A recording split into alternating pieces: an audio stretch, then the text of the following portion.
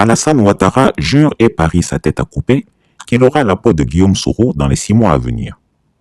Courroucé et outré par la fuite de ses audios à la réunion des chefs d'État du sommet de la CEDEAO et de sa conversation authentique interceptée entre Boubou Cissé, ancien Premier ministre malien et lui-même, Alassane Ouattara n'a vu qu'un seul coupable, Guillaume Kigbafouri Soro.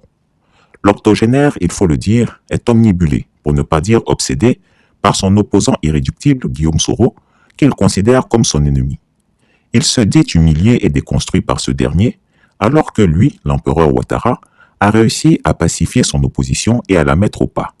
Il ne peut ni comprendre, ni accepter que 3 ans durant, le menu fretin Guillaume Soro lui tienne tête et refuse de venir se soumettre à ses pieds.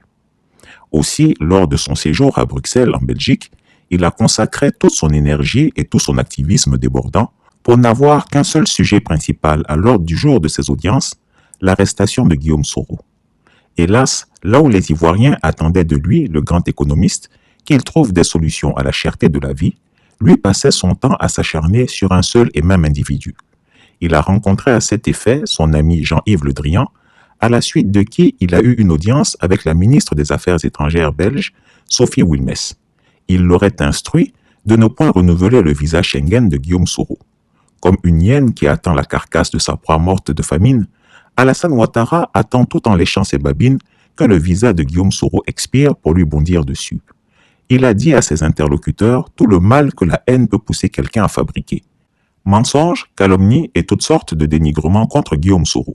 C'est depuis Bruxelles que le complot des armes à découvrir dans la résidence de Bouaké de celui-ci a été mûri et fourbi. Une fois rentré à Abidjan, il a réuni son cercle dans la jubilation de sa prochaine victoire et avec l'arrogance, la suffisance et la condescendance qu'on lui connaît, il les a assurés que le dossier Guillaume Soro était désormais définitivement verrouillé, géré et bouclé.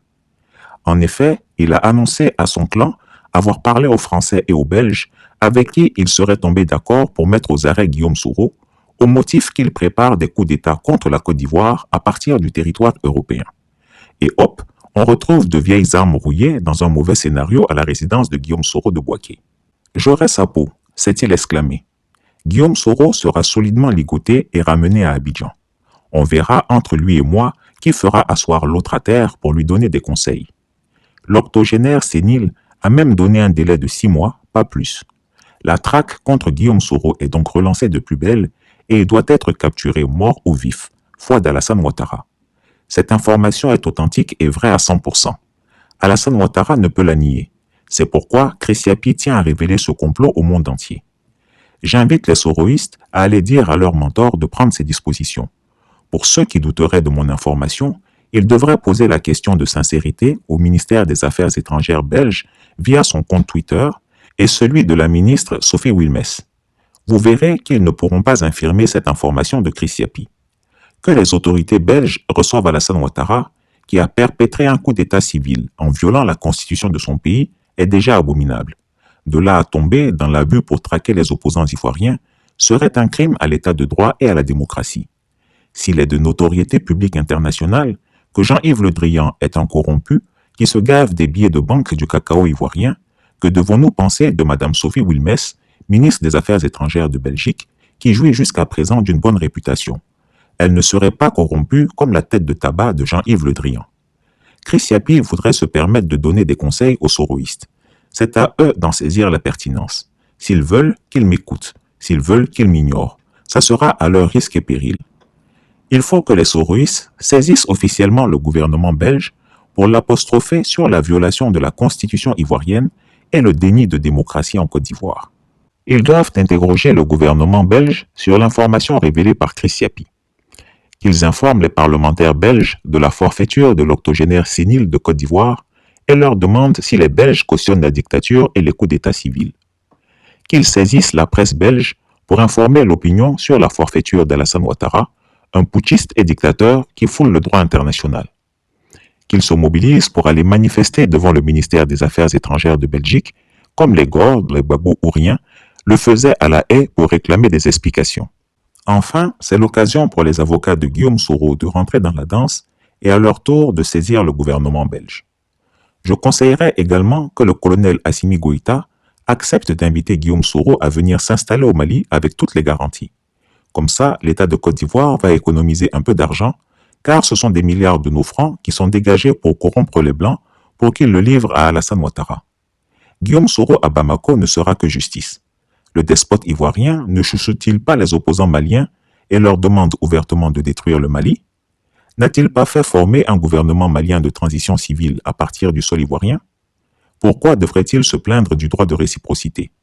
Telle est ma contribution au rayonnement de notre Afrique. En tant que citoyen malien, on va réagir. Parce que l'Ivoire est tout citoyen malien qui a monnaie au Mali. Donc, on va réagir à notre nom propre, à notre nom personnel. Donc, vu la violation de la constitution ivoirienne par M. Alassane Dramane Ouattara, vu son mandat illégal et illégitime, vu sa violation de la constitution ivoirienne, moi je décide de reconnaître en toute solennité, en toute souveraineté, M.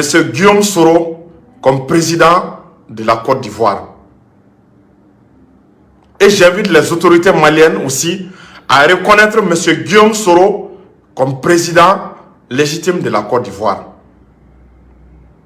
Et j'incite vraiment tous les autres activistes du Mali à reconnaître M. Guillaume Soro et à inviter les autorités maliennes à accorder l'asile politique à M. Guillaume Soro en République du Mali, en vertu du principe de réciprocité. Ça ne doit pas rester impuni. C'est très grave. C'est très grave de conséquence. En même temps, journaliste d'Otara a interviewé. Mais il a déclaré journaliste d'Otara a interviewé. Oba ira au Tissekake sans l'accord, sans la bénédiction des autorités ivoiriennes. Donc moi je demande à ce qui est la fermeture, à ce qu'on ferme l'ambassade de la Côte d'Ivoire au Mali. Je soutiens le peuple ivoirien. Je soutiens le peuple ivoirien.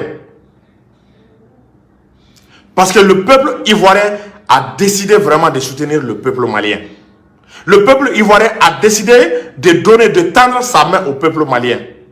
Le peuple ivoirien n'est pas d'accord de la politique de ce que M. Alassane Dramane Ouattara est en train de faire au Mali.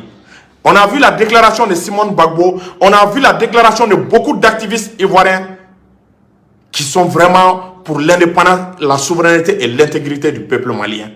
Donc on les remercie. Nous n'avons rien contre le peuple ivoirien. Au contraire, le peuple ivoirien, c'est nos frères, c'est nos parents. Mais nous sommes contre les autorités ivoiriennes, contre leur politique. Leur politique de servir la France au détriment des intérêts maliens. Chris Yapi ne ment pas.